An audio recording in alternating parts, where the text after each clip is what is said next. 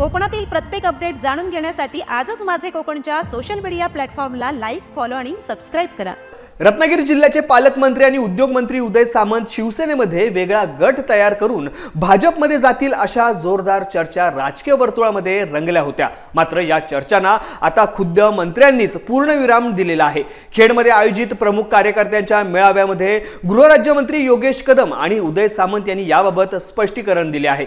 स्थानिक स्वराज्य संस्थांच्या निवडणुकांचे बिगुल वाजले असताना तसेच शिवसेना आणि भाजपमधील वरिष्ठ पातळीवरील नाराजीचे सूर ऐकू येत असतानाच सामंतांच्या भाजप प्रवेशाची चर्चा सुरू झाली होती। यावर बोलताना गृहराज्यमंत्री योगेश कदम यांनी उदय सामंत हे एकनाथ शिंदे यांच्या नेतृत्वाखाली शिवसेनेशी एकनिष्ठ असल्याचे ठाम सांगितले आहे। साहेबांनी ह्याचा खुलासा अगोदर केलेला आहे की उदय सामंतजी हे शिवसेनेशी एकनिष्ठ आहेत। सावंत साहेब हे माननीय एकनाथ शिंदे साहेबांशी एकनिष्ठ आहेत। मुळाच त्यांना बदनाम करण्याचा प्रयत्न काही जण जाणून बुजून करतायत आणि माझा विश्वास आहे, आज मोठे भाऊ म्हणून मी त्यांच्याकडे पाहतो आणि उदयजी असा कुठल्याही पद्धतीचा गट तयार करत नाही आहेत। त्यांना बदनाम करण्याचा हा जो काही विरोधकांचा जो काही प्रयत्न आहे तो केविलवाणा प्रयत्न आहे।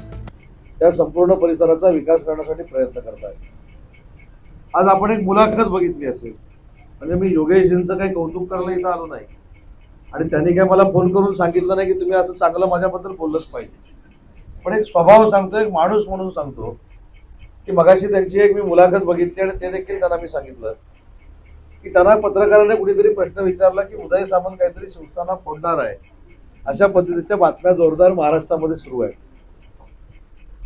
त्याच्यावर ठामपणानं म्हणजे स्वतः उदय सामंत असल्यासारखं उत्तर योगेश दादाने दिली। हे खरी मैत्रीची महत्वाची भूमिका आहे आणि म्हणून तुम्हाला कधीही पश्चाताप होणार नाही हा विश्वास योगेश दादांच्या निमित्तानं मी आपल्याला देतो।